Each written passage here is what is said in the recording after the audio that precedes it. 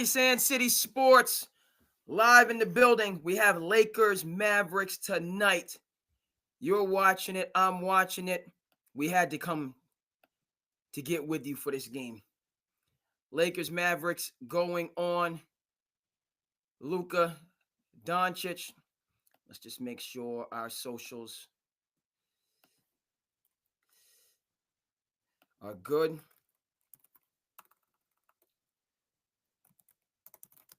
Yes.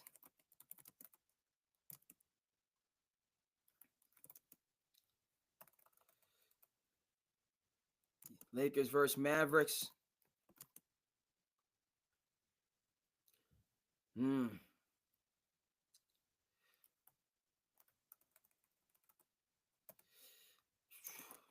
That's right.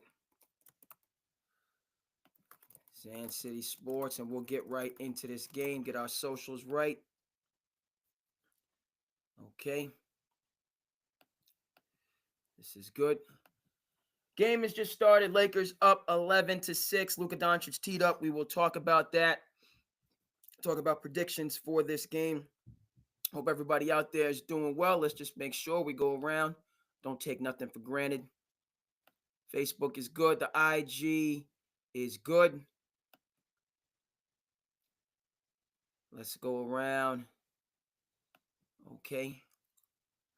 Make sure the YouTube is good and we'll get moving and grooving. The YouTube is on point. Make sure Twitter. I got to log into Twitter first of all. Had to refresh, so let's get this straightened out. That doesn't.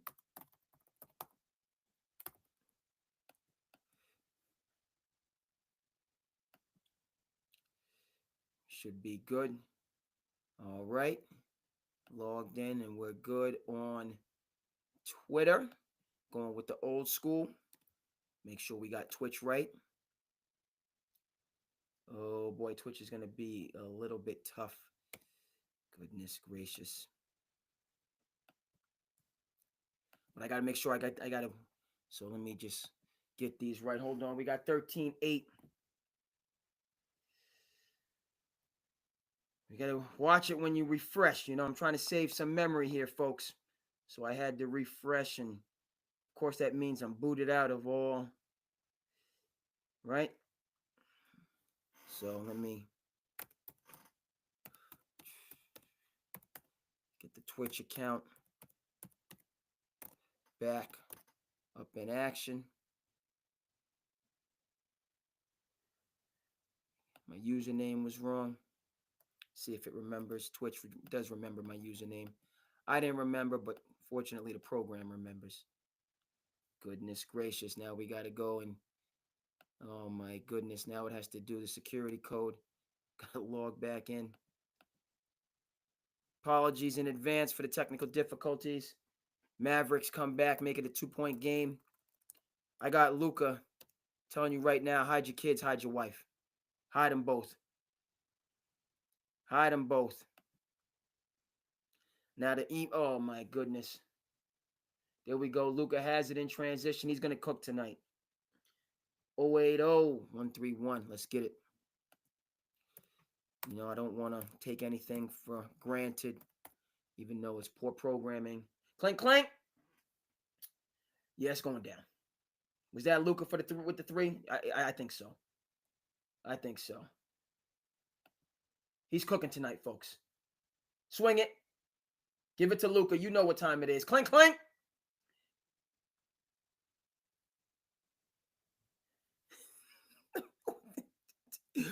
I don't know why they poked the bear. I don't know. And we, SandCity, was live when the trade broke. Thought I was late. Actually was early. Okay. So Twitch, we're back on the Twitch. Is everything good? My stream manager, we use Twitch. Okay. How's everybody out there doing? SandCity Sports. We're to the business, folks. I couldn't let this slip past us. Luka is in LA doing his thing. The Dallas Mavericks are coming to town. This is the first time that the two different sides get a chance to be in the same space. in the same building. Nico Harris, Lakers fans, he walked in, they're cheering him. They're cheering him. There's talk about it. There's talk about a statue. There's talk. Let me make sure I got the man's name right. Let me make sure I got. Yes. Okay, that's yes. Nico Harrison. Nico Harrison. Okay, apologies in advance. All right, so he's there. He's actually the fall guy, as far as I'm concerned. Let's make this clear. The Luka trade did not come from the GM level. It came from the top. We have some programming that we're going to get for you. And again, SandCity, when we were live, a lot of emergency pods went down that night. Didn't realize the seismic, titanic, gigundous, gargantuan trade. I had to check my fantasy league. A lot of disrespect. Lost a tough matchup last week, 6-5, undeterred. Okay, I still not tanking in the fantasy league, even though but it's been a tough season. But I lost a tough matchup, and we're bouncing back. But folks, that's where I just I was trying to get this going on, running a little bit behind. I said, let me just check, see what's going on, and then what are you talking about? Luka traded for AD? That's ridiculous. I had to. I went ESPN. Had the story. That wasn't enough. I needed to hear from Shams. Woj at his alma mater. Woj at St. Bonnie's, helping build St. Bonnie. But I had to hear from Shams. And then Shams, and he said it was, and then it was just madness. Okay, but why are we talking about this? First of all, shout out to Black Bear Diner, Scottsdale, AD. Shout out. Okay, when I was out visiting in the Western, gonna be out there in early March visiting family. A lot of exciting stuff going on in the family. My brother might jump on with us. I think it's a little bit earlier there. And doggone it, we talking Luka Doncic, gonna be cooking right now. Eyes of the league are on Los Angeles, and so just give him that quick update. But folks, and we're gonna get some furtherance on this, but Luka Doncic is not traded if Mark Cuban is still the owner of the Dallas Mavericks. That was Cape Cod Kids take then, now. New ownership group has come in with a gaming background, wanting to have a casino attached to the stadium. All this talk about moving the team to Las Vegas, which doesn't make any sense in the first place, because the NBA is looking to put a team in Las Vegas. So I don't know why you would buy the Dallas Mavericks thinking about moving them to Las Vegas if that's what you were trying to do. You could have just let Mark Cuban keep the team and then put a bid in for that Las Vegas franchise and taking it from there. Now, it might be, because LeBron is out here right now. LeBron's done found the fountain of youth. That's another thing. Right? LeBron already had, he already had a connection. He already had that, right, to the fountain of youth. However you want to put it. His plumbing was already connected to the fountain of youth, based on the fact that he's playing with his son, Bronny. And we have Bryce commit to the University of Arizona coming up through the ranks. All right. And he's going to join the James gang in 2 years. Okay. So we talked about it's more than a game. LeBron's Akron roots. And what do we got here? It's 14-16. Luka with the ball. Get him up off me. Luka. Dishing. Open. Reeves. Clink. Clink, clink. You done messed around and poked the bear. Yeah. Okay. And Anthony Davis is there, not playing. Not necessarily a great look, but it just further speaks to this deal. How they rushed the deal. How, real trades happen in silence. I can only imagine what Jerry West would have gotten back for Luka Doncic. They called the Lakers and we're looking to move Luka. Rob Pelinka wasn't having it. We'll give you AD and a 1. We ain't going no further. You don't get no Austin Reeves. You don't get no Dalton Connect. You don't get no Rory. You don't get Jackson Hayes. You don't get further. We'll give you AD and a 1. Get back up off us. And they were like, sold.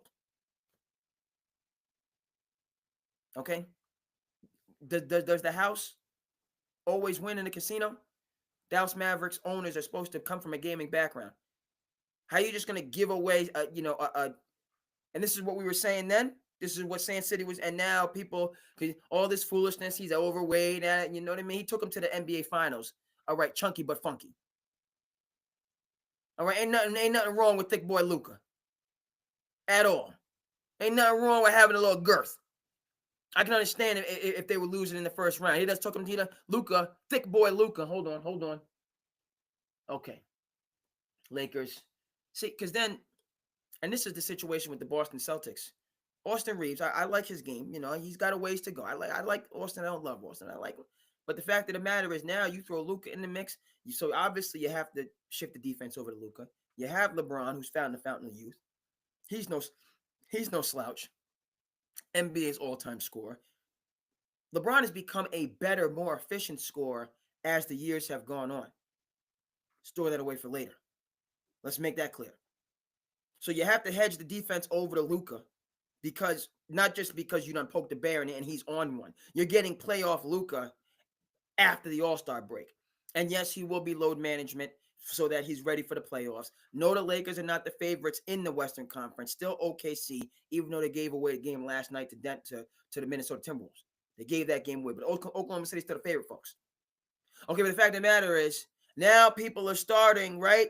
The Lakers maybe, possibly, who knows, on paper. We go all the way back to the 2000 Lakers, the beginning of the dynastic Lakers, the beginning of the 5 championships under the leadership of Phil Jackson. When they played the Portland Trailblazers, who were stacked, Lakers, and hold on, right? We'll get that for you on the screen. Because right now, we're going to get that for you on the screen. Lakers pushed it to a 7-point lead. NBA on TNT on a Tuesday, also a Thursday. Okay, now that there's no football, the TNT has Tuesday and they have Thursday. Interestingly enough, I think they did, usually it's just a Thursday game, but we needed this on TNT on a Tuesday. So I respect the NBA, you know what I mean, buttering that bread. Going ahead and butter that bread. It's just ridiculous. All right, we'll get the Lakers, because it's LeBron and Luka, obviously, and they got a couple other pieces, but LeBron and Luka are the straws that stirs the drink. But if we go back to 2000, the Oklahoma City is that Portland Trailblazers 2000 team with Arvydas Sabonis, with Rasheed Wallace, with Brian Grant, with Scottie Pippen, with Stacey Augmon, with Detlef Schrempf, with Greg Anthony, with Damon Stoudemire, just absolutely filthy and loaded under the leadership of Mike Dunleavy. Okay, they were up 3-1 on the Lakers. Lakers came back and forced a game 7, if I recall. Or the Lakers might have gone up 3-1, and then Portland finally got their act together and forced a game 7. I think that's how it went down. That game 7 was actually on my prom night, June 2nd, 2000. I remember that. Hold on. I think forcing the game 7 was on the prom night, and then that might have been game 6, and then game 7 might have been further. I'm not as young as I used to be, folks. Okay, but Lakers, not championship favorites, but certainly very dangerous. And I say very. Okay, because now, back to Austin Reeves, he's getting Derek White shots. You want to talk about how the Celtics had the highest offensive efficiency last year and, took out the Dallas Mavericks, kind of handily in that series and were a hot knife through butter, even though the Eastern Conference was. But who balled out for the Celtics? Amongst other, Derek White, he's wide open, and he punished those defenses because obviously you have to hedge to Tatum. Obviously, you can't disrespect JB. You have Drew Holiday, first ballot Hall of Famer. Yes, I said it. True Hall of Famer, not in one of the, you know what I mean? Now hold on, Drew Holiday. I gotta hold on. He's not a first ballot Hall of Famer. Let me pull back on that. Not first ballot, but he's a Hall of Famer. Drew Holiday, Giannis is a first ballot Hall of Famer. Drew Holiday is a Hall of Famer. Let's just get that straight. Sometimes when we start talking about the Hall of Fame, we get a little crazy. Giannis is a first ballot. Drew is a Hall of Famer. Let's get that right. Okay, so the Lakers up 7 here. Another thing with this Dallas trade that frustrates and infuriates me is you had prime peak Kyrie. That's Kyrie's collateral damage for this pettiness that's going on. He's collateral damage. You got the best Kyrie. You got the best season of Kyrie Irving's NBA career. And what do? Midway through the next season, you just, right? That's unfortunate. Okay, I had my issues with Kyrie, even though he's from the great state of New Jersey, West Orange, played at St. Patrick's for Kevin Boyle, who's the coach at Montvert currently, right? You talk about Montvert, Cade Cunningham, Joel Embiid, yeah, all so on and forth. That's Kevin Boyle. That's Elizabeth, New Jersey. That's St. Patrick's. That's the St. Patrick's St. Anthony's rivalry. We're gonna get that for you on the screen just so people can see. Okay. Let first of all let's get this for you on the screen. But it's crazy to me that you're just gonna throw away peak Kyrie for this pettiness nonsense. Irving, Kevin, Boyle. You know what time it is. Let's get the imagery.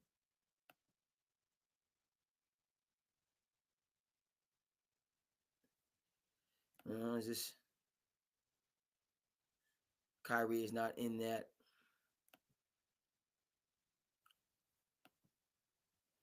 Can we get St. Patrick's?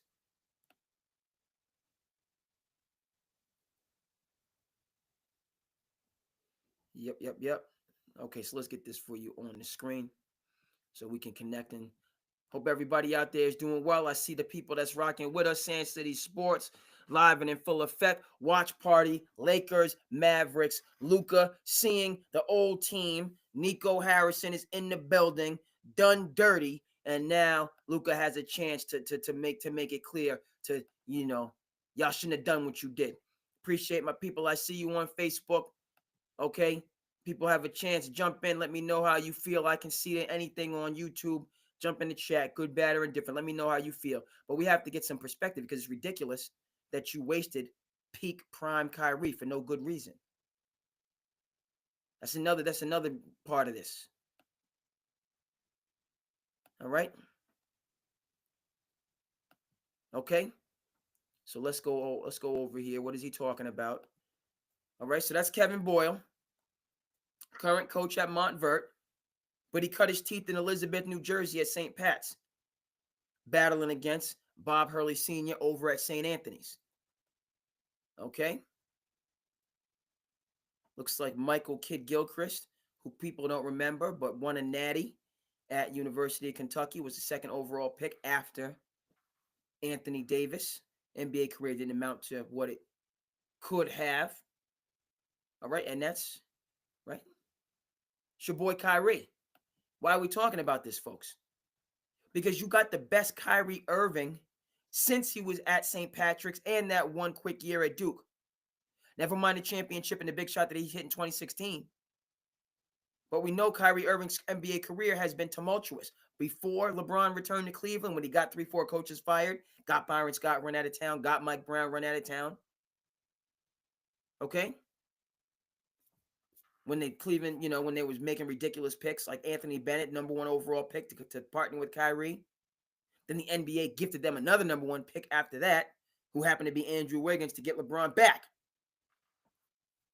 Hey, coincidence. How does Cleveland get 3 number one picks in like 5 years? They get Kyrie. They absolutely waste the Anthony Bennett pick. Then they get another number one pick. And LeBron returns. So, third Wiggins, Wiggins was moved for Kevin Love. The rest is history. All right, there we got J Kidd who's doing his thing, doing the best that he can.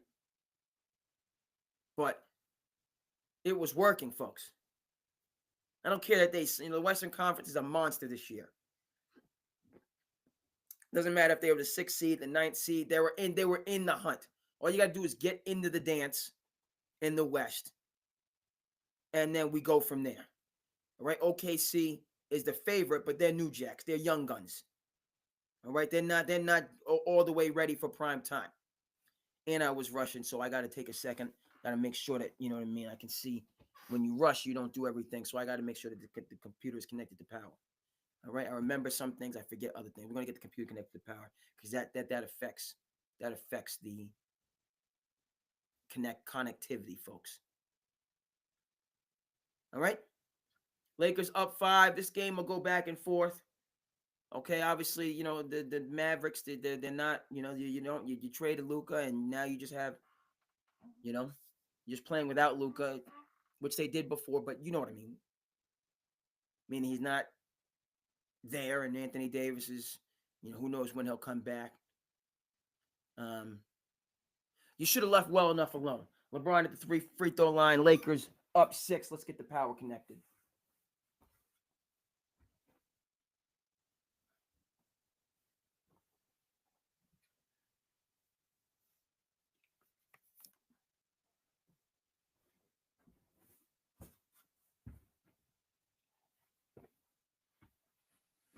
Okay, we're back. Move things around a little bit. Right, another thing. Looks like, okay, Luka's on the bench getting some rest. Now you can stagger minutes. LeBron is out there; he can do his thing. We bring Luka in. You don't have any drop off.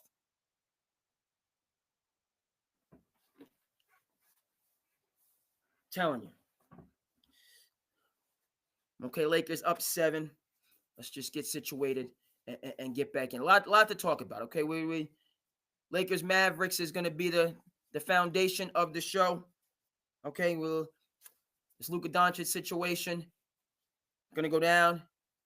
One of most notable trades in NBA history. Okay, I said it then. I'm saying it now. Advantage Lakers. Even though it is, excuse me. Okay, let's get the shot right. I'm going to stop sharing. This is something we're going to, an inflection point in the NBA. Right, the whole conversation about who's going to be the face of the league. LeBron getting up there. Wemby, front of the line. Difficult that he's going to be out. Anthony Edwards, statement game yesterday. Front of the line. Luka Doncic, even though he wasn't an all-star this year. Front of the line. Now he's in a major market. Right? All of this. And Luka could have been the face of the league in Dallas. All right, but this decision, which, I know a little, I know my basketball, but I just can't think of another deal. You have to go back, in terms of some of the moves that Red Auerbach made to just swindle teams. Like the move that he made to get Larry Bird, or trading, getting Kevin McHale, and who we traded to get McHale. How Red Auerbach built that Celtics dynasty. Just through shrewd, planned, precise moves. This deal from the Mavericks standpoint was none of those things. Okay, there's no, this was rushed, last minute, frustrated. Okay, and I'm being a little bit of I'm being a Debbie Downer. So maybe a little bit more. I'm trying to find the respect to have for the Dallas Mavericks from any single angle. Okay, people want to talk about AD, Kyrie. It's going to work. Kyrie's from Jersey. AD's from Chicago. Now, they played together on all-star teams, Team USA. Kyrie obviously was not in the Team USA, 2024 team. So it's not as though, they know each other. But if they were going to partner up, then he would have been included in a situation in Brooklyn with Kevin Durant and James Harden, who, by the way, remember OKC got rid of Harden, brought in Serge Ibaka, and kept Russ. Now, they did make that one NBA final, but imagine if OKC had gotten rid of Russ and kept Harden, who was a six man on that team that went to the finals in 2012. Now, imagine if. Okay, but the point with Kyrie and AD is, it's not like they're Goombada. It's not like they have, they know each other. They could get along, but I don't know how all of a sudden, they're decidedly close. AD is closer, has much stronger ties to LeBron, and they've had their ups and downs than he does to Kyrie Irving. Okay, first component that I'm getting at. Okay, you put Kyrie Irving And this is one where if I have my criticisms of Kyrie Irving, this is one where I will credit Kyrie Irving. Because he's not responsible now for this dysfunction that he's been tossed into. First point. Second point, Jason Kidd, who was balling. Took this team to the finals last year, took them to the Western Conference Finals when they weren't supposed to be there. Has proven himself as an elite, yes, I said it, elite coach in the NBA. You don't get to the finals when you're not favored against stiff competition. The Minnesota Timberwolves, who knocked out the Denver Nuggets, who are trending in the right direction, trying to pick themselves back up and reclaim their championship window, which looks like it's almost closed. But Dallas usurped all of that. That's right. When you get to a finals, there's a lot of also-rans. The Jokic's of the world. Anthony Edwards is of the world. Can't even speak about Durant and what the heck is going on in Phoenix right now. I can't even discuss that. But that has to do with Jason Kidd. Right? That Kyrie deal was controversial when they brought him in. And Mark Cuban, Luka needs a star, so he's the only star available that I can get. So we'll just, see what happens. And what happened is they made the finals. Two people who weren't supposed to get along. Two alphas, two ego-centric individuals. Okay, we hear a little bit more from Kyrie with Luka, a little bit more reserved. Part of that, I think, is cultural. You see Luka in his home country of Slovenia. Okay, he ain't here. Let's see if we can get some Luka in Slovenia for you. He's not shy. He's a little bit reserved in this country.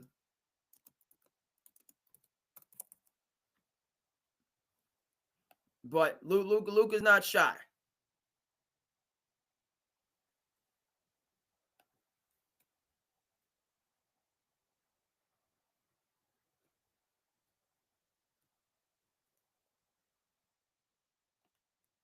Okay, let's see if we can get some Luka in Slovenia.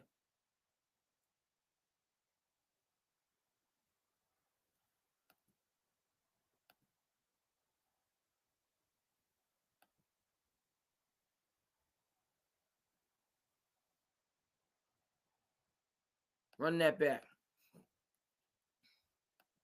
This is not the Luka that I thought we would be seeing. Let's see what's going on here, folks. Okay, Lakers up 9. They moving, they grooving.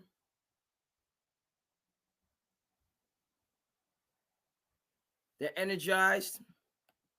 Let's check out Luka in the motherland.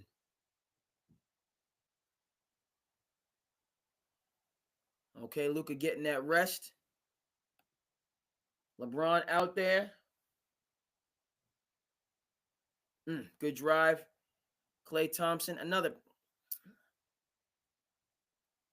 All right. So, yeah, Luka's not as extroverted, okay, as he is when he's back home, with his people. Okay, but the point of fact is, supremely confident individual. And he and Kyrie, under the leadership of Jason Kidd, found that common ground. No, we need more Luka on the farm. Happy Luka. By the way, he doesn't look overweight and out of shape. I know what we're talking about. He's 6'8", husky. What are you talking about? This guy, supposed to be an NFL lineman, can't move. He's doing fine in the tractor.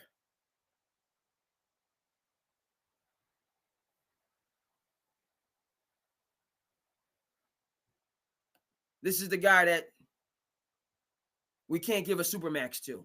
His body's going to break down.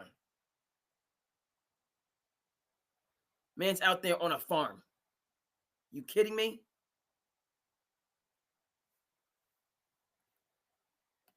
What are we doing here? Shouldn't have traded the man, first of all, because he's that bad of a guy, but he enjoys farming. How bad of a guy could you be if you're willing to spend time on the family farm? What are we talking about here? Lakers up 7. Luka on the bench chilling. Jackson Hayes gets some. People talk about the Lakers don't have a, you know what I mean? Jackson Hayes is a good center. He's serviceable. You know, they get Vanderbilt back. They have length. They have, okay, alley-oop from the Mavs to match him. Lakers up 7. Luka chilling. LeBron in the game doing what he's doing. Reeve. Oh, Dalton. Rhythm. It's a good set. See my people out there. I appreciate you jumping in chat. Like, comment, subscribe. SandCity Sports, we live. Lakers, Mavericks. Luka versus Nico. Going down at the Crypto Arena in Los Angeles. And we're going to be with you through halftime into the third quarter. We might have to watch the whole game. We don't know. All right, if it's close, SandCity might have to go to distance. We have to see what's going on. But right now, the Lakers, rejuvenized. Austin Reeves out there cooking, moving and grooving. Austin to Dalton. What? Another guy. Oh, he's too old. He played Division II basketball. We don't. All those teams that passed on Dalton, looking foolish. Young guys with potential. Who knows if they're cut from that cloth? Who knows if they tried and true? Who knows if they about that life? Them young guys, them Kwame Browns. What? Eddie Curry. Yes, I said it.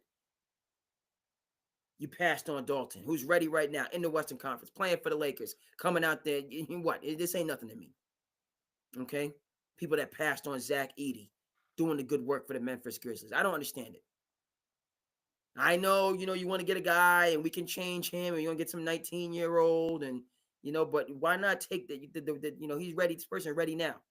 We'll have to get the clip with Rick Pitino talking about Rick Pitino saying, now this is just a little bit different, but similar thinking. Rick Pitino, I'm not drafting no high school players. None. 5-star McDonald's All-American. No, you can't come to St. John's. Why I can't take this 17, 18-year-old when I can get a 23-year-old that's ready today. I can't do it. Now, a little bit of a different, you know what I mean? But it just goes to the point. If these 23-year-olds are winning you games in college, why don't you get you a 23-year-old to win now in the NBA? You can go back and get a 17-year-old sometime later. Get him in the second round. Teams that passed on Dalton Connect. Looking ridiculous.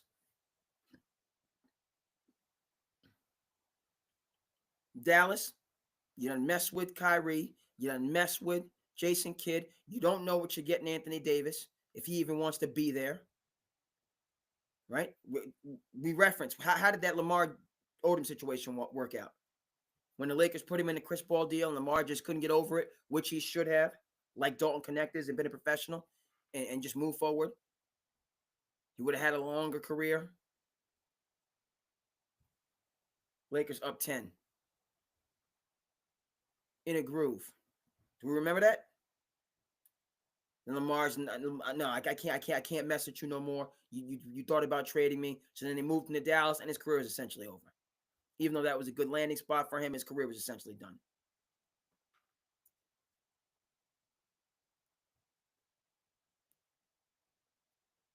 Right? That's the AD. You don't know.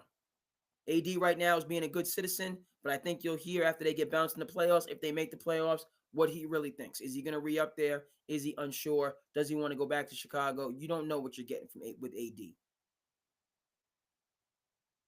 Okay? Austin Reeves. You see Austin Reeves lower the shoulder and just play some. Say, go ahead, Austin. Put that shoulder down and you be running to the contact. We don't duck no contact. Austin Reeves, 3 for 5, 2 for 3 from 3-point line. Right? He's getting those Derek White wide open. All right. And JJ, now listen, JJ, he came into the press conference swearing and having but he came with that Duke confidence. And he came, hey, I'm here. I'm not ducking nothing. And he has coached his behind off this year. I said it. The Lakers are not in the play-in? Are you kidding me? Let's take a look at this. How can the Lakers not be in the play-in when you got teams with a first-year coach? Now you throw Luka Doncic up, This is now, hold on. But JJ, let's take a look at these standings, folks. JJ is coaching his behind off for the Lakers to be acting like making the, in the Western Conference.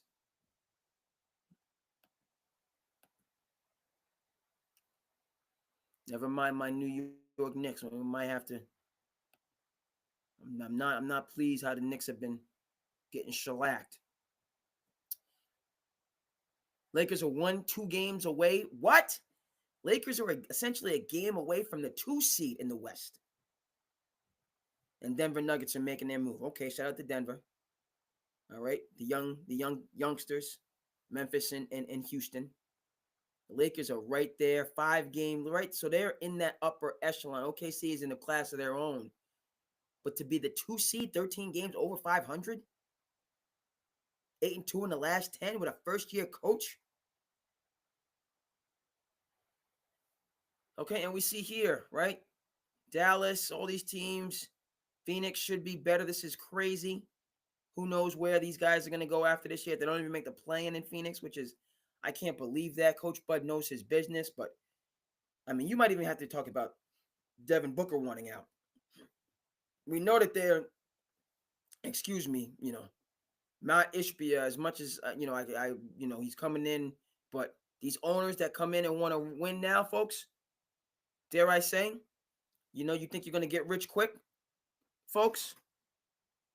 Because you've been successful in this business, you've been successful in that business. Now you come into the realm of sports and thinking you're gonna, put some hours in, stay up to 3-4 o'clock in the morning, which I certainly don't have a problem with. If you got it like that, if you don't have to be up at 5 or 6, stay up late.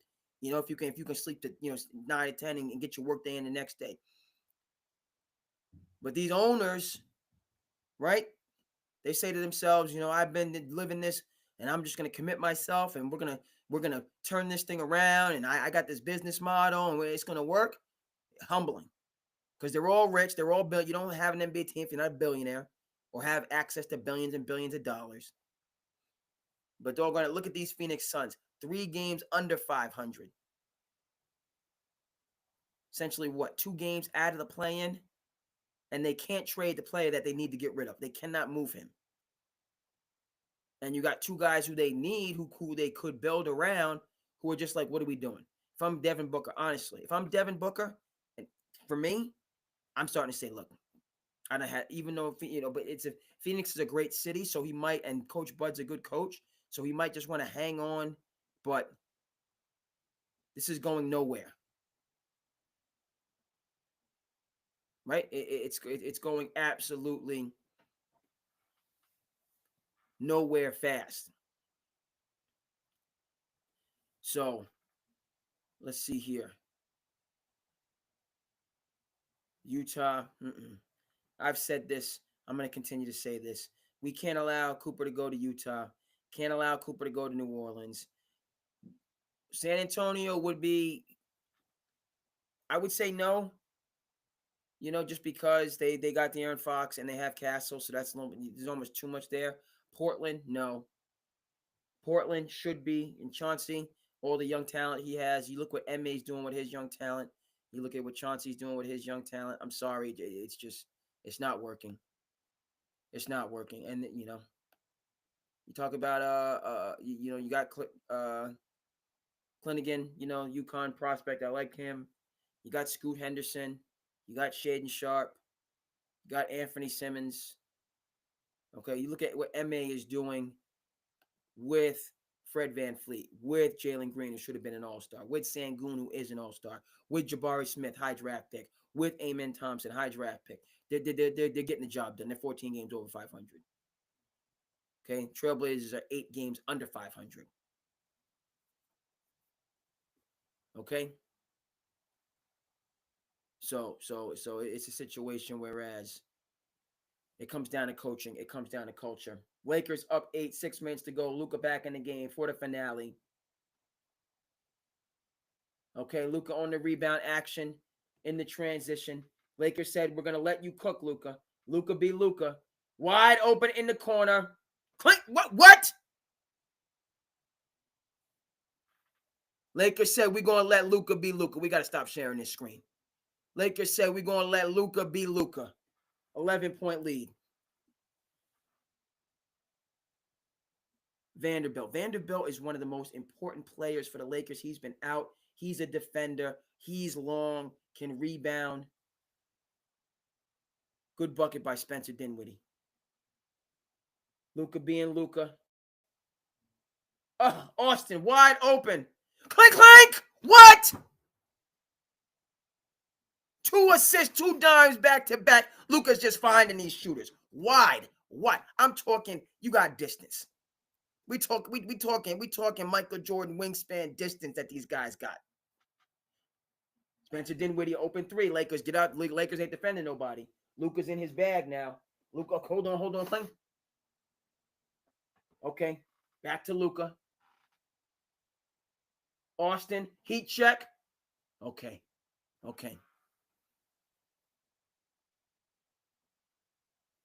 You done. Okay, so we're seeing Lakers are not defending the 3-point line, and they doggone it. These Mavericks, they cannot hit the. Oh my goodness, they just giving Luka more possessions and more opportunities. They just giving they just too much. And Luka hasn't even got to the low block.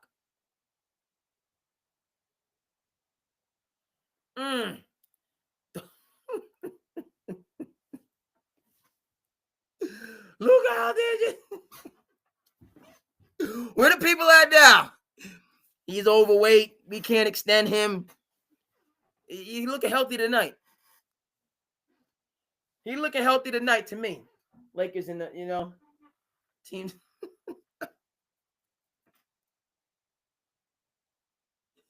Yeah, somebody needs a timeout.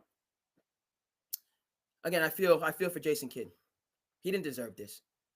Jason Kidd they were cooking. Jason Kidd had that they was cooking with and you're gonna interfere and when you have something, right? If it's not broke, what are we doing here, folks?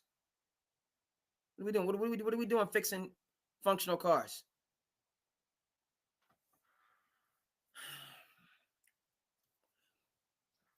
It is what it is. Dallas. You know what I mean. We talked about because the situation. Well, let's get this for you on the screen. The only situation recently that I can think of. Let me bring Twitch over. Let me bring the Twitch over. Twitch is good.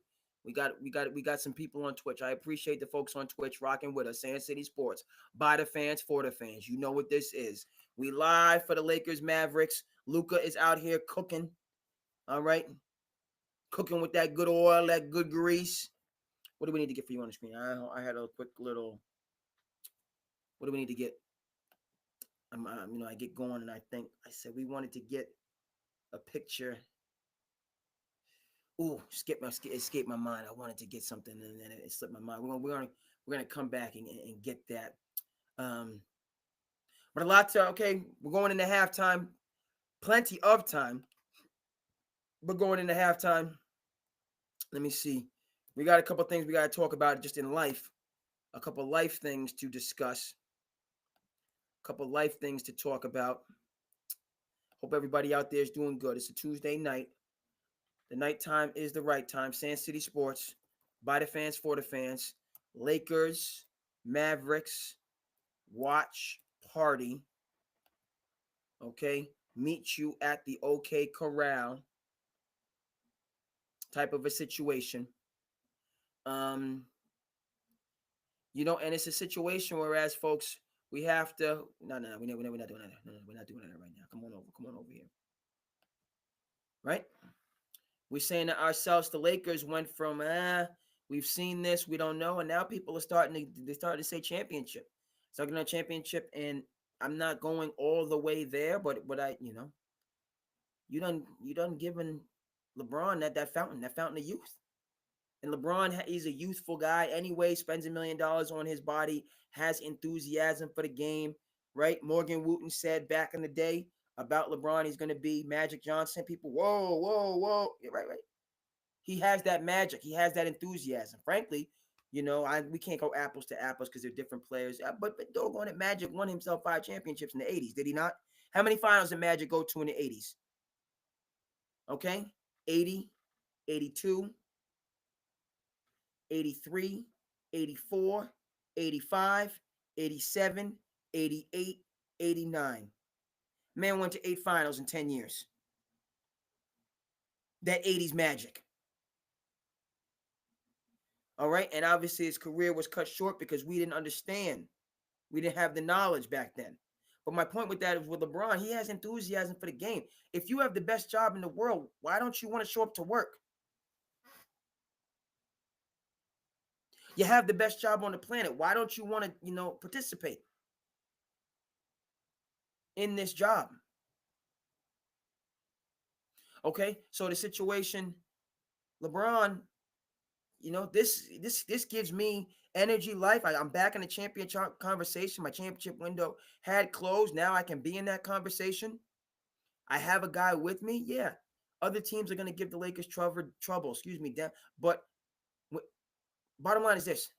The Lakers aren't going to lack for no buckets.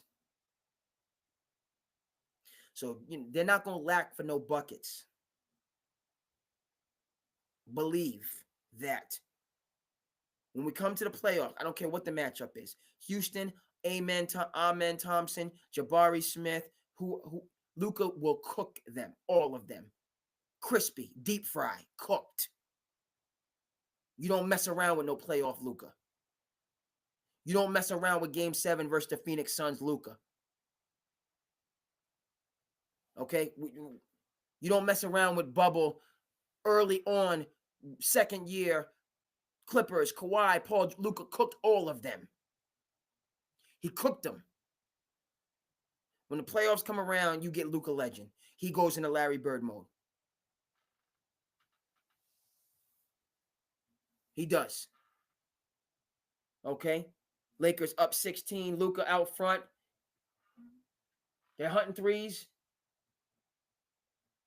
Okay, turned it over. Cheap foul. Lakers up 16, 3:25 to go. I like those numbers, 3:25. It's my birthday. Shout out. Hey. Luka, Vanderbilt. He's speaking of Magic, right? Oh, I don't. Luka and LeBron, they're very, yes, they have egos, but folks, Kyrie, there's enough room on a team in this modern NBA. Everybody, right? They're on different sides of the private jet. One entourage here, one entourage there. They can function together. NBA, each team has like 10, 11, 12 coaches to just help people break through these social, these relational things. We come to show up to work, and then we go back into our different silos and just do what we do.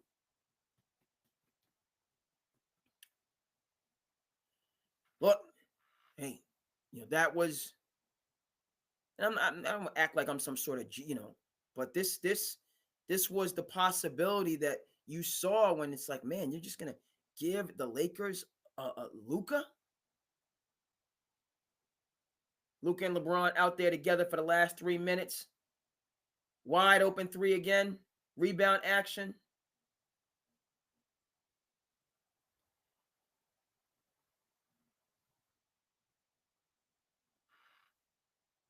I didn't think that was a foul on Vanderbilt, but they called a foul. Also, as we go into halftime, what the heck was the ref thinking, giving Luka that technical with 9:25 in the first quarter? No.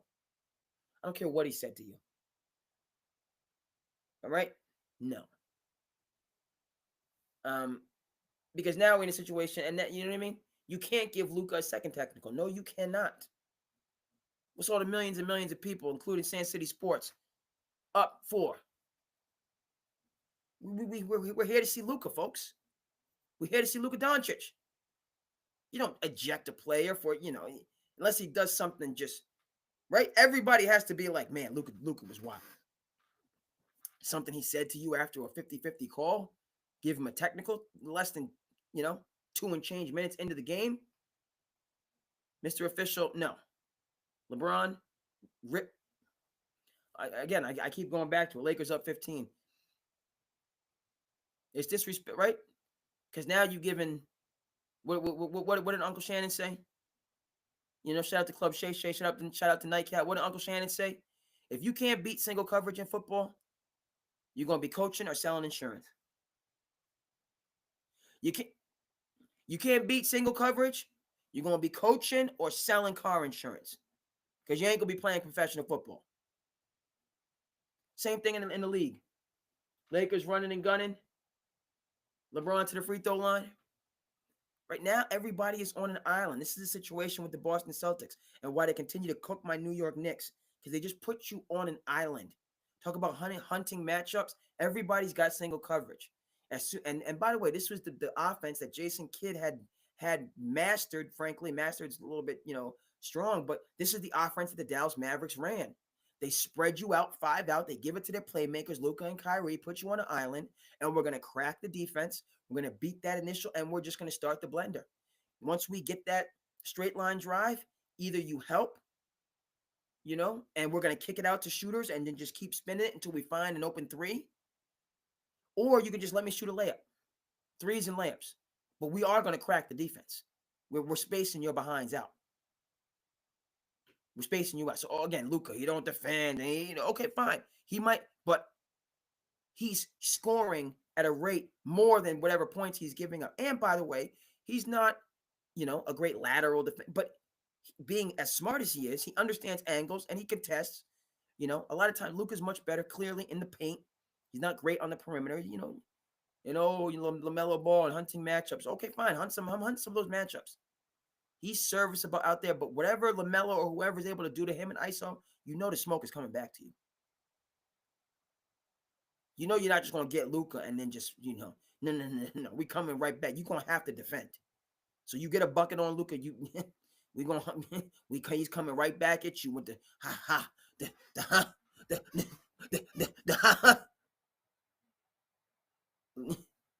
So that argument was ridiculous. It's just crazy. We're going to get it for you on the screen what actually happened. Somebody got PJ Washington got possibly bowed. We have to see the replay.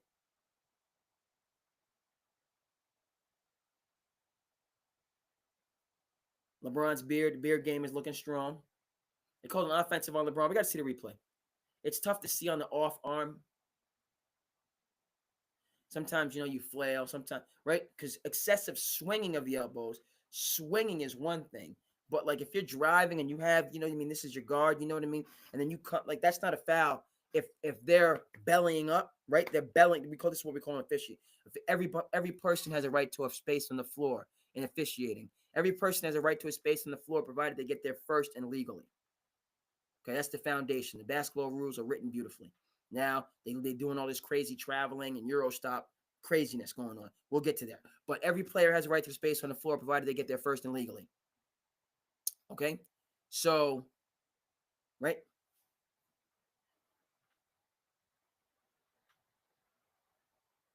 Oh, that was legal? Looked like a legal block? That might have been goaltending? Luka with the attitude drops the basketball, but you ain't going to kick Luka out.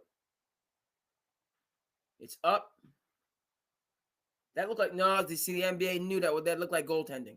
NBA was going to show the replay, and they were like, no, we ain't going. No, that looked like goaltending. Kyrie, a young Kyrie with the door going. Kyrie's doing his best. Being a good soldier, being a good Samaritan. Luka with the turnover, Lakers up 12. Turnover again, Luka over to Vanderbilt.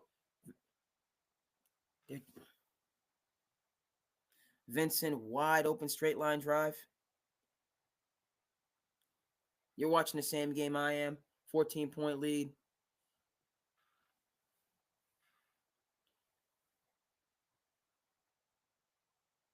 Christie, good bucket for the three.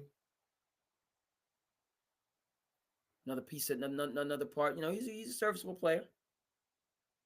All right, serviceable player that they gave on up.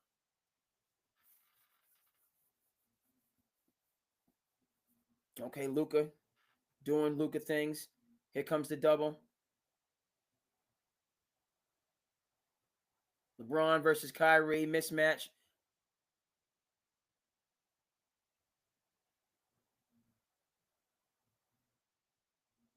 Good defensive stop for Dallas. And they hunting the threes. Christie. Woo! Big bucket. All right, let's go, Luka. We need it. We need this. 8 seconds. 7, 6.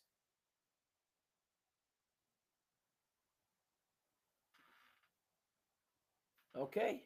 Some big threes by Christie down the stretch. to cut it to 8. But still good possessions. LeBron had the mismatch on Kyrie, takes it to the basket.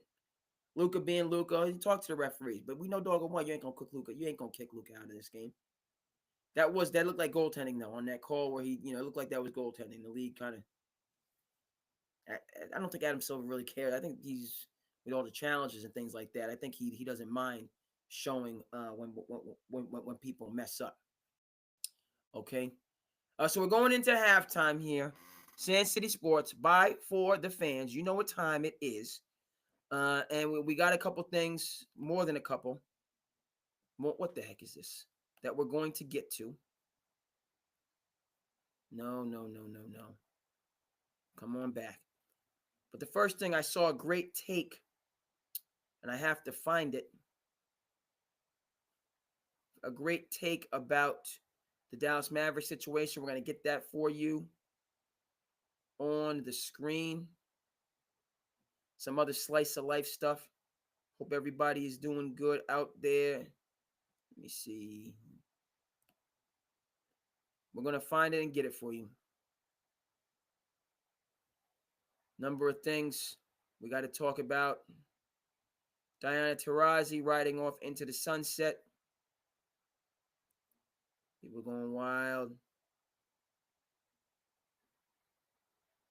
No. It's farther up. I got to go farther.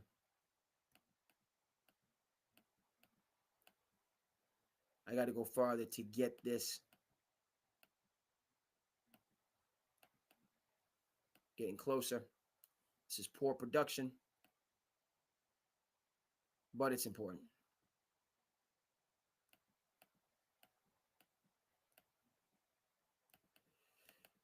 So we got to talk about, let's see if I can.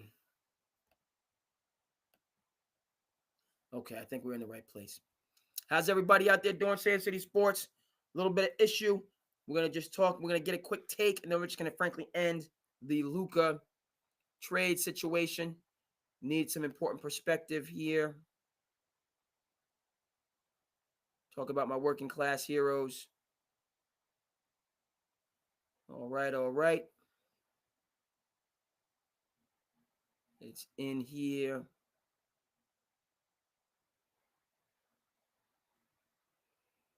It's in this area. I should have these clips. We got a couple slice of life things that I'm going to get to.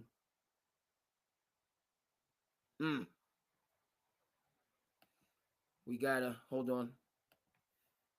I see one thing we're going to get to. Poor production.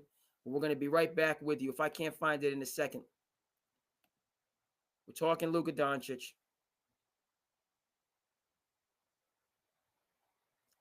Good. I should have had this clip lined up. Let me get it.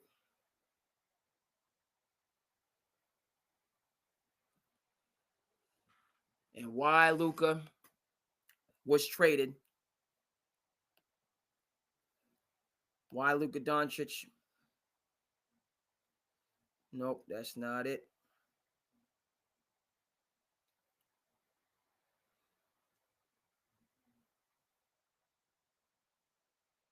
And I cannot.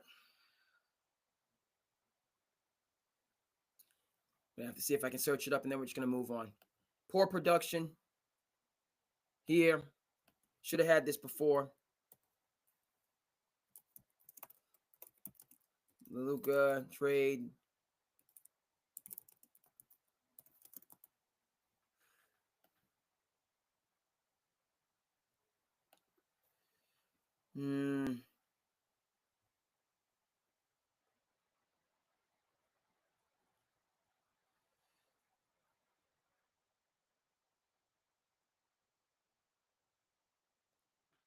Let's see here quickly.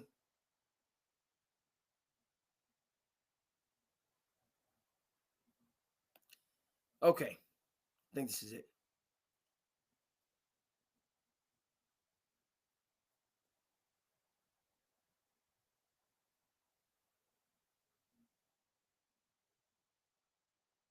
There we go. This is what I wanted to do.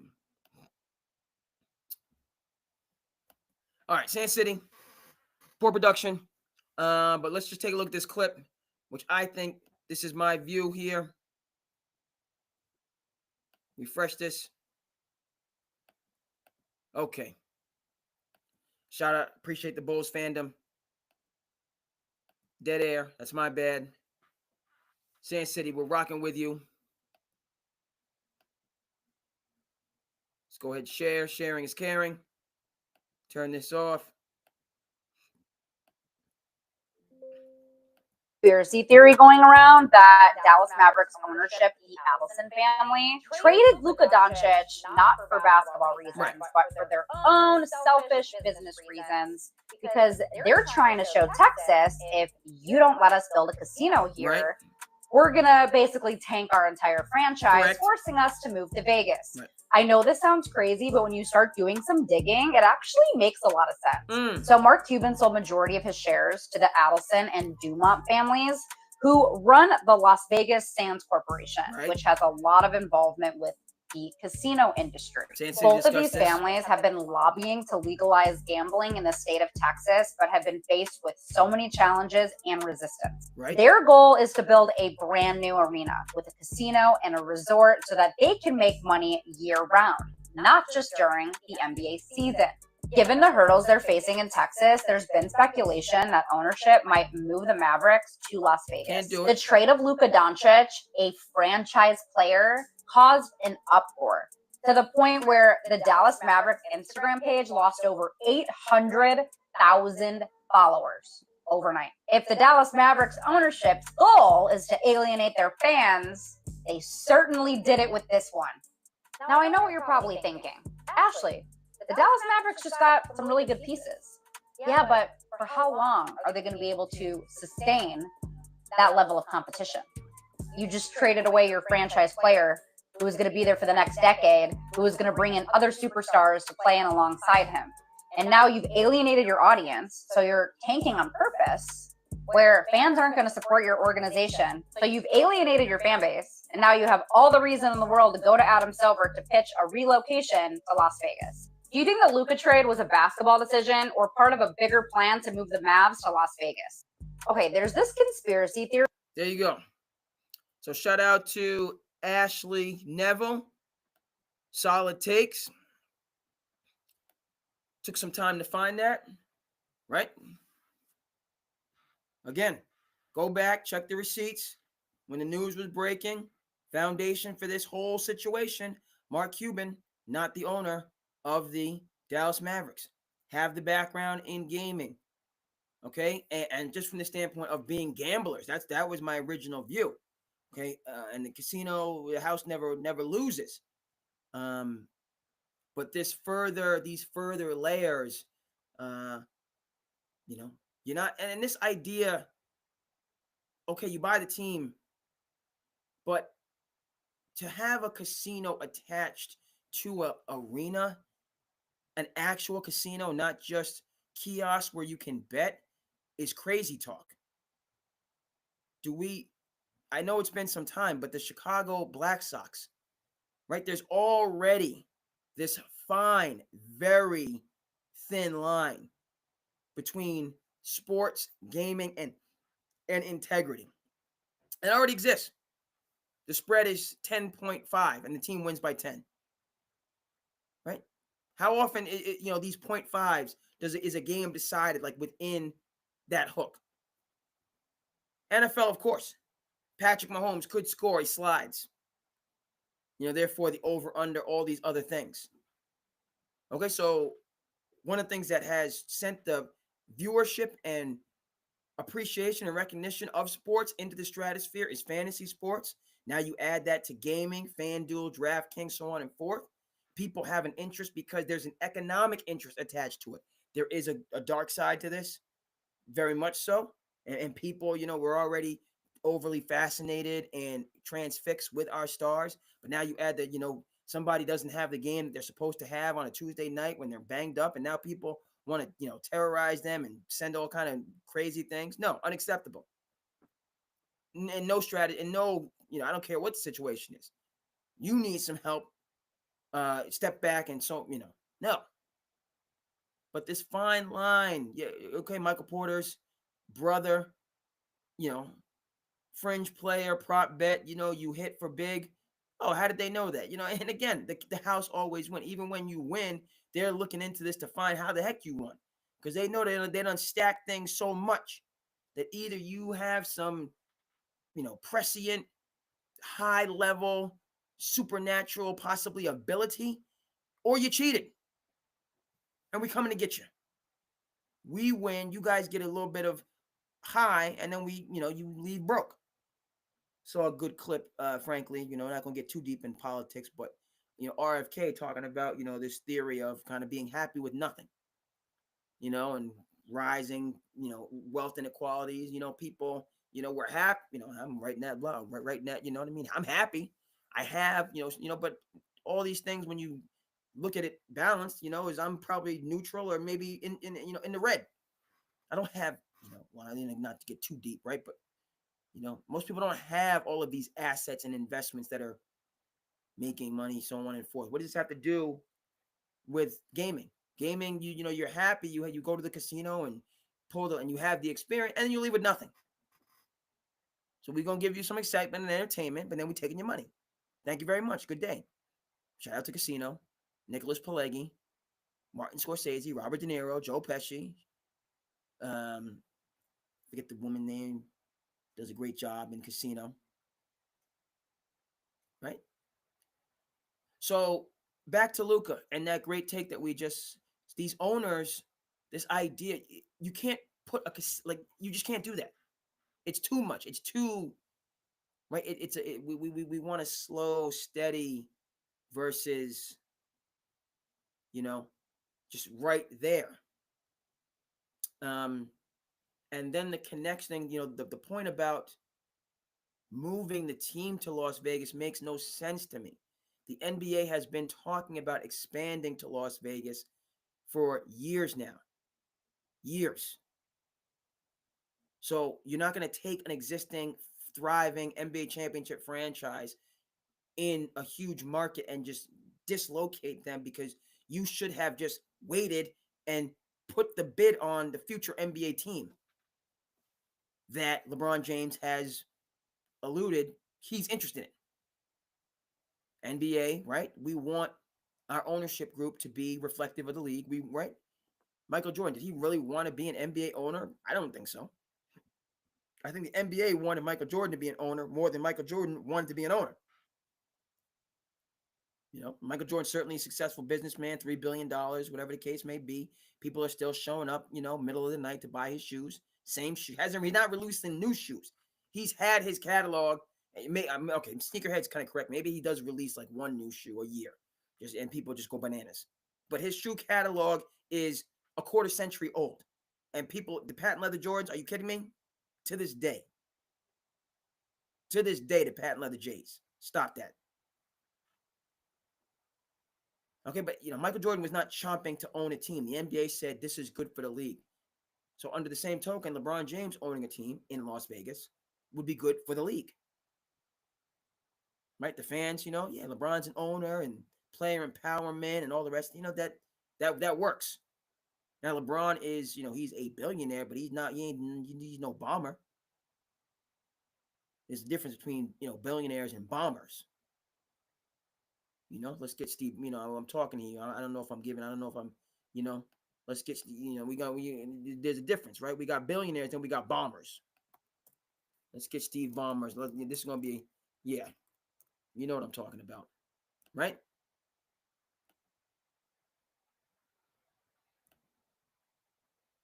Okay. We talk about the Clippers. We talk about the Intuit Dome. We talk about innovative ownership that's doing things, and right. You got billionaires, and then you got bombers. Okay. Richest owner in team sports, in the world. Okay. That guy that's out there smiling, sweating. It was, he was out there after Blake Griffin got traded. Blake Griffin just sprinted past him, didn't want to say hello. That deal manufactured by Jerry West. Jerry West come in, give Blake Griffin his money, right? Then moved him, to start start the rebuild. Jerry West, a real general manager. Right? See, we forget those things. He came into the Clippers and he gave Blake Griffin his money. Oh, Blake, you're here. We want you to be here. You're our guy. Head to Detroit. You got your money. Adios. You're out. We are rebuilding. We're bringing in Kawhi. We're bringing in Paul George. We're going championship chasing. I'm sorry, you know what I mean? Blake, you was upset and all the rest of that stuff. You sprinted past Steve Ballmer. You wasn't happy. You was in your feelings, but you got all your money. And the Clippers got their championship window. Should have won it in the bubble.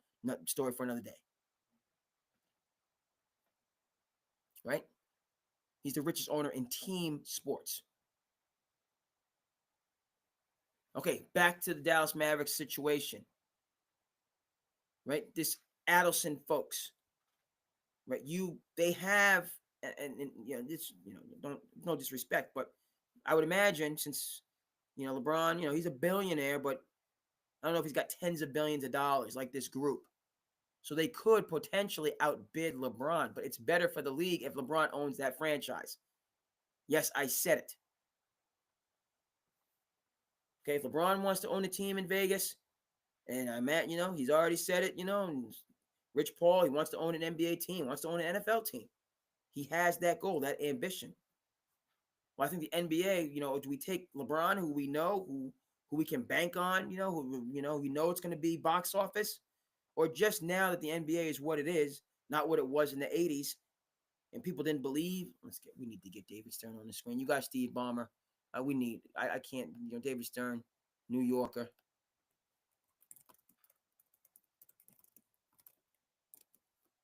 Let me get 1980s David Stern.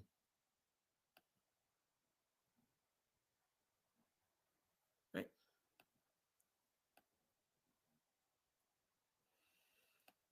Unbelievable. New York Times, you gonna make me sign in? What the heck? I'm already a member. What are we doing here?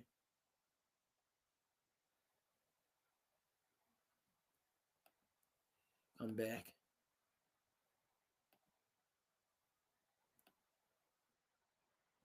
Oh my goodness, now I gotta do this other stuff.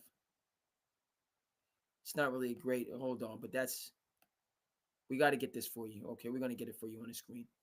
A little bit quicker time. You can see what I'm seeing. Third quarter's underway. SandCity, we're going to be with you for a little while longer. Then we're going to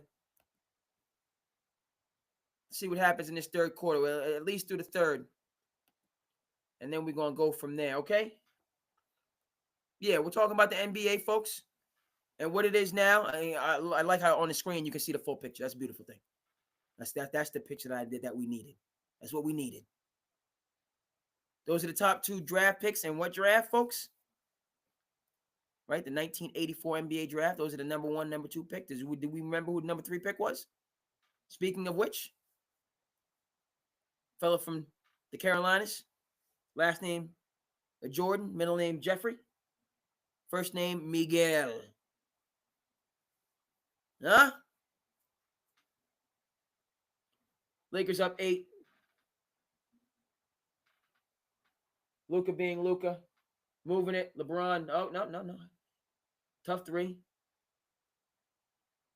That was rushed. Okay, Dallas has a chance. Lakers let him hang around. Austin on the defense. Look ahead to Luka. Luka looking for the call. Luka being Luka. Mean mugging the ref with a technical foul. You ain't throwing Luka out of his game. You idiot. Kyrie, good dish. Clay. There's an opportunity for Clay. I like that. But they don't have enough. I'm sorry. They don't have enough. Okay, and I'm glad we have, right? Historic pick. David Stern built the modern NBA. At this, it's all smiles here, but people at this particular point in time, league, it's too thuggish. All this fighting, and there was quite a bit of fighting in the 80s. Let's not be, they was throwing them haymakers in the 80s. And shout out to Chocolate Thunder, Daryl Dawkins, the rump roasting, bun toasting, cake shaking, baby making, thinking where man I am, jam dunk. Chocolate Thunder all day and all night. He was getting, they was throwing punches in the 80s. Okay, then not all this flagrant 1 and flagrant 2, but off the court. Okay. No, that's a foul. That's a foul. He bellied up. He bellied up. Good whistle. Good whistle. Jackson, you got to give space. Yeah, it wasn't marketable and it wasn't feasible and all the rest of that stuff. Right? And so we go from that scenario to Steve Ballmer wanting in. Steve Ballmer wanted to buy the Clippers. He was knocking on David Stern's door, not the other way around. It might have been mutual, but still, the deal went down. Okay? These owners, I don't know what they were thinking. Again, because you're billionaires, we're going to come into the league and, we got money and we bought the team and we paid this high dollar, so we're going to do things our way. And it's like, no, you're going to do things our way. David Stern, right? Commissioner from the standpoint of the commissioner that Kennesaw Mountain Landis, Major League Baseball commissioner who took over after the Black Sox scandal. Right? No, the commissioner makes the owners, the billionaires, follow him. You're coming into my thing. You're going to follow me. And this Dallas Mavericks ownership group clearly had a problem with Adam Silver's leadership. Luka addition, good no call, walled up. Good block there, going the other way. Austin to the cup. Foul, good take. He shouldn't have dished that off. That was a good take by Austin. All the way to the bucket. Yeah, David Stern is still up there on the screen, and he needs to be. Because frankly, I don't even know how David Stern would have responded to this. Adam Silver, a lot more diplomatic. David Stern was giving you the smoke. Calling you up, lighting your behind up, screaming on you.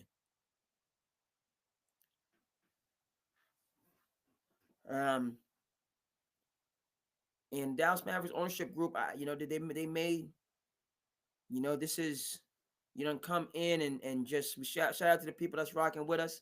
Appreciate you, SandCity Sports. Like, comment, subscribe. We're gonna be with you for a little while longer, maybe through the third. We got 8 minutes. I think we got to make it through the third. We got to do that. We're gonna make it through the third and go from there. Okay, Dallas Mavericks, Lakers watch party. Luka Doncic return. Yeah, it's and you don't want to pile on. You're not piling on. LeBron to the basket. Give me that. Straight line drive. Lakers back up 9. Got to play some defense. On cue, Lakers get a stop. Playing that defense. It's just, they Dallas, right? They're at a crossroads. So they wanted this situation. Luka for 3. No, sirree. They wanted it and you got it, right? You got to be careful what you wish for in life. Why? Because you might get it. That's why you got to be careful, because you might get it. All right? So we got a competitive game. Lakers were up double digits. They let the Mavericks come back. And so this game, either you put a team away or it's going to be, right? This is how the Lakers lost to the Hornets. They let them stick around. They hung around, and they came back and they got them. So this is the Lakers got to get some distance between or it's going to be down to the wire. Dallas has done a good job. They represented themselves well. Okay, so this looks like it's going to be right there in the margin. Okay, folks, as we wind down, obviously we cannot leave without we have big news in the world of basketball, because again, if you like basketball, respect basketball, love basketball, then you support the women's game. Diana Taurasi, the White Mamba, announcing her retirement today. 20 years, 6 Olympic gold medals, Um, and we gotta get DT for you on the screen.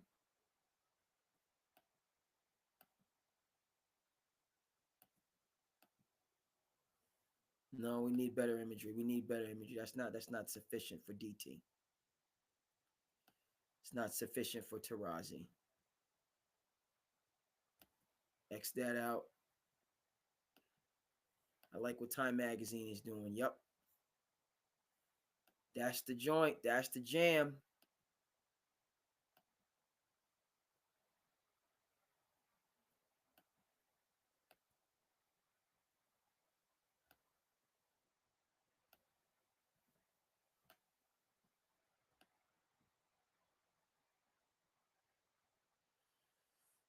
Yes, indeed. So this is significant. Um, what Tarazi means to women's basketball, the standard that she has established over the years, right?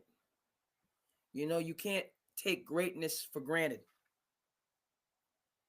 Um, 6 gold medals, six, with 4 years in between. The championships at UConn, got herself 2 in the early years.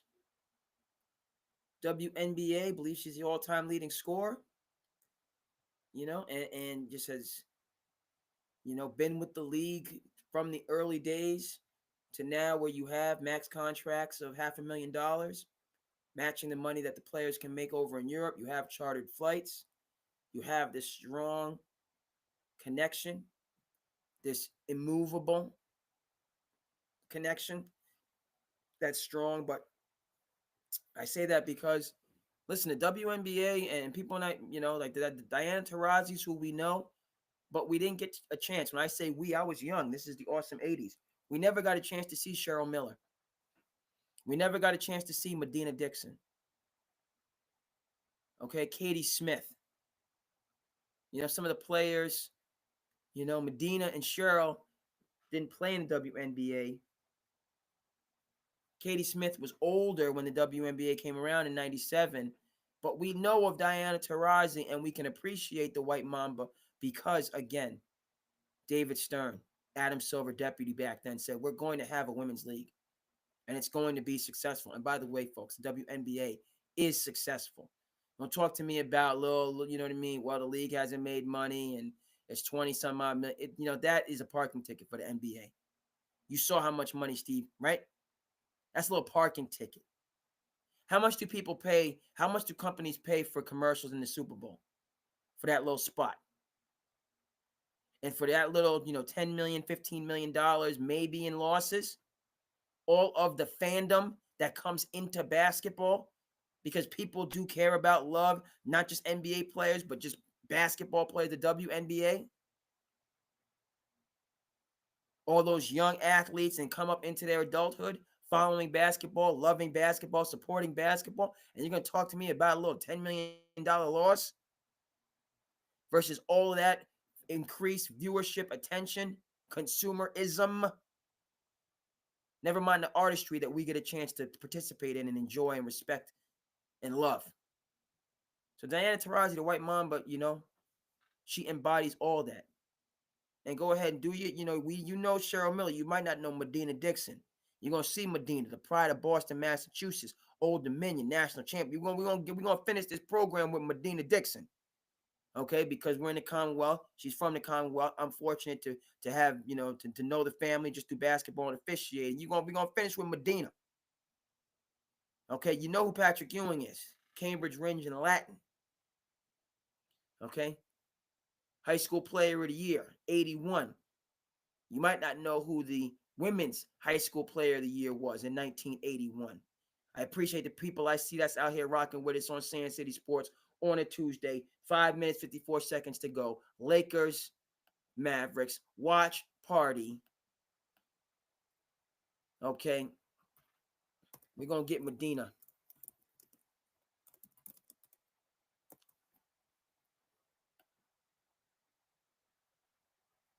Oh, yes.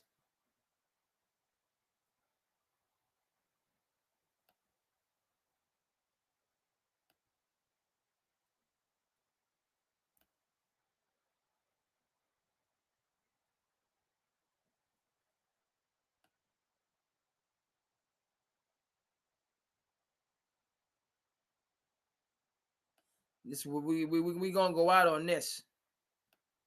Let's pull it back. Okay.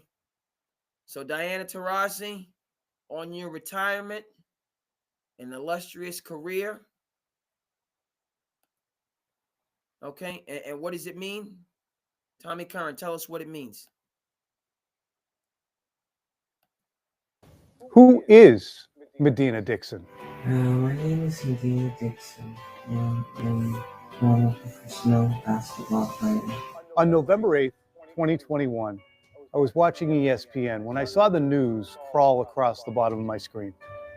Medina Dixon had passed away at the age of 59. I knew who she was generally, but I needed to fill in the blanks a little bit more Let's fill in those blanks. to recall exactly who Medina Dixon was. And frankly, that's too bad, because the story of Medina Dixon is one that deserves telling and retelling and retelling. Medina Dixon was ahead of her time as a basketball player, and she came of age in a very difficult time in Boston.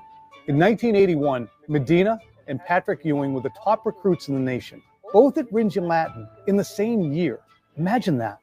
Her college career began at the University of South Carolina. It ended at Old Dominion with a national championship in 1985. In the years that followed, Medina would lead the United States to a FIBA World Championship in 1990 and bronze medals at the Pan Am Games and the Summer Olympics in Barcelona in 1992. The sun was setting on Medina's professional career, just as a new dawn in women's basketball was upon us.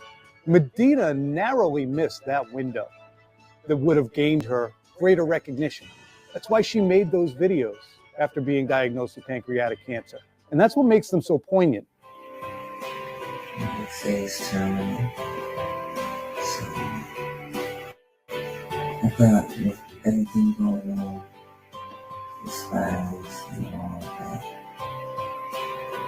I would tell my story to you guys, everyone, and most.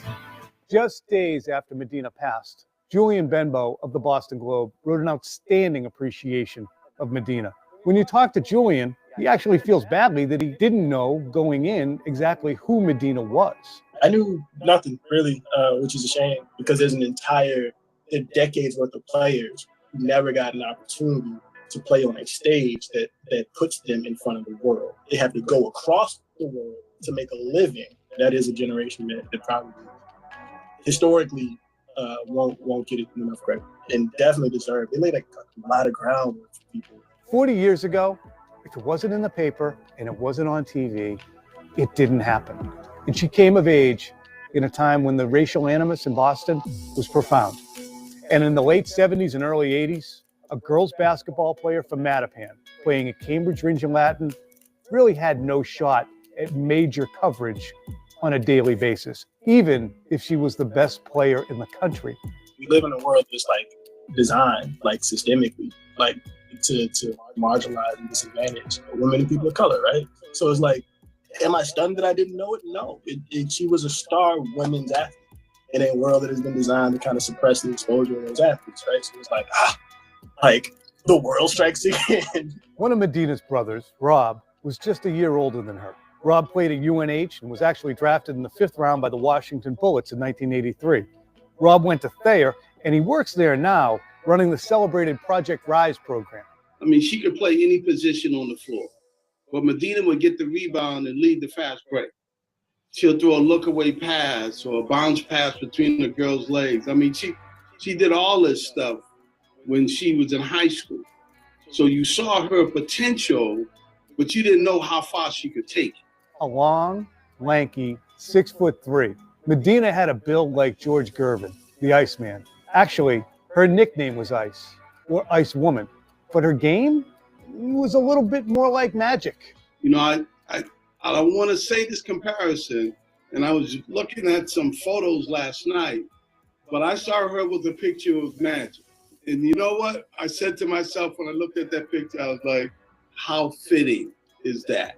Medina wasn't going in for any false modesty about her skills either. I was All-Scholastic, Player of the Year, MVP. I mean, just every award that you could think of, I received in high school. The racial imbalance in Boston's public schools led to a busing plan to help integrate them more fully. The plan's implementation was a disaster. For black high school athletes at that time, a road game was an invitation to taunting and abuse. The racial abuse that Patrick Ewing was subjected to was well documented and likely played a major role in his deciding to enroll at Georgetown instead of Boston College.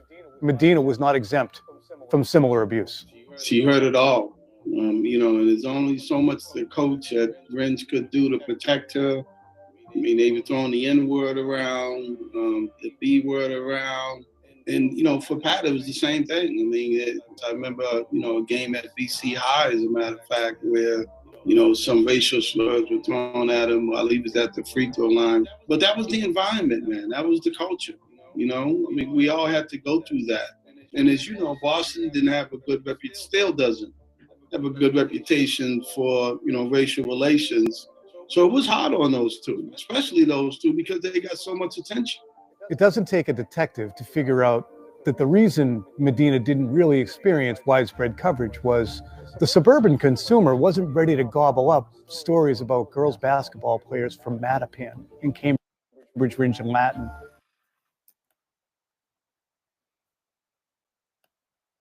I'm glad we went out on that.